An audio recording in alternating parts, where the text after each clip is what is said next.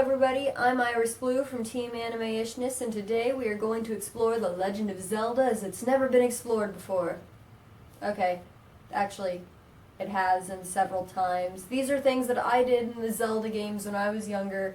Instead of playing the games themselves, I found different things to do aside from saving Zelda and helping the world. I had better ways to spend my time.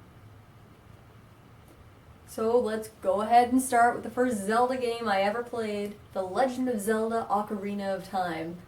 Now, this game I'm not going to go into opinions about. This isn't an opinion video, so if you want to comment down below, I'll let you know what I think. But for now, let's start with Kakariko Village. Kakariko Village. When you start off the game, you come through this place fairly early on your way to one of your other quests. As a kid, there's not much to do in it, except for chase chickens. I'm the boss of chasing chickens, and getting mauled, and attacked viciously by chickens. Mostly catch them. The most fun that you can have in this village, though, or at least that I enjoyed the most, was getting to play Spider-Man.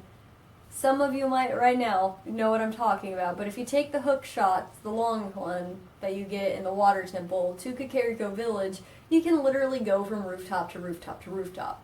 This can get monotonous really quick, but as a kid, I can't even tell you. I think I actually turned the game on and for 2 hours was just hook-shotting around pretending I was Spider-Man, which made the game a lot of fun for me. Aside from that, though, I did enjoy all of the side quests. I, in fact, completed them before you're supposed to, getting a lot of things fairly early on. I wasn't a big fan of the adult dungeons, so what ended up happening instead was I played Tomb Raider. Instead, I went to a dungeon, got the main item, left the dungeon, went to another one, got the main item, and just collected as many items as I could before the game started going, you actually have to complete one of these, you know.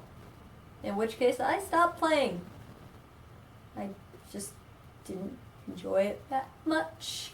Moving on, Majora's Mask. This game, with its 3-day cycle, was way too much for me to handle as a kid. I played the first level so many times, it was ridiculous.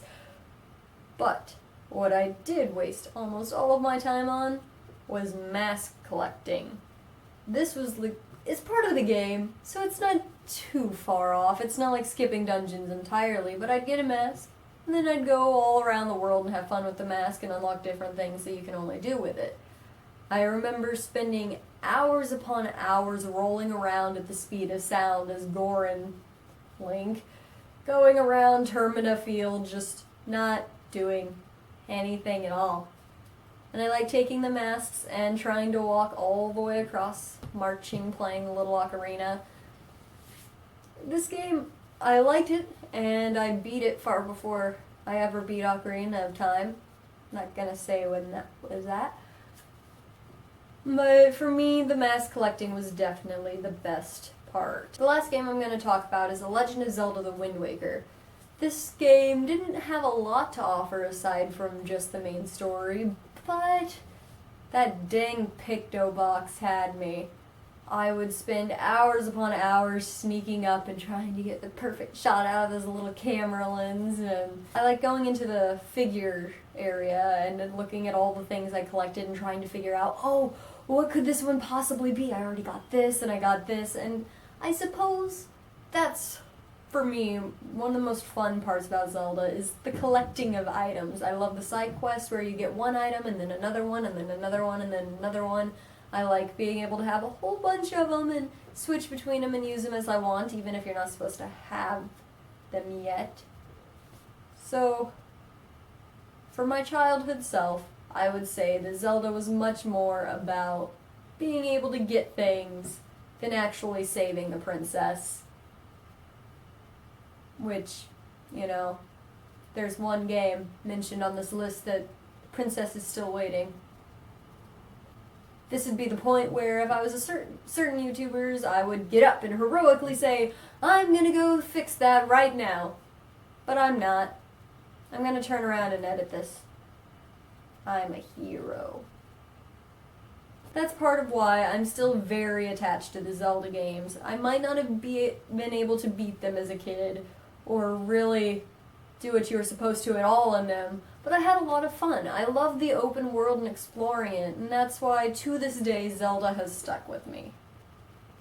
So I'm Iris Blue speaking on behalf of Team Animeishness, and we will see you in the next video. Later!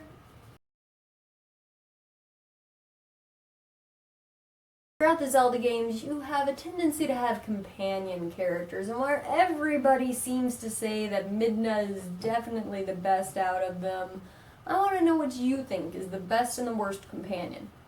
Honestly, I hate to say it, but Navi didn't bother me that much. I actually really enjoyed locking onto enemies and being able to read their information cards, something that wasn't really kept around much longer than Ocarina of Time and Majora's Mask. So let me know who you think is the most obnoxious character.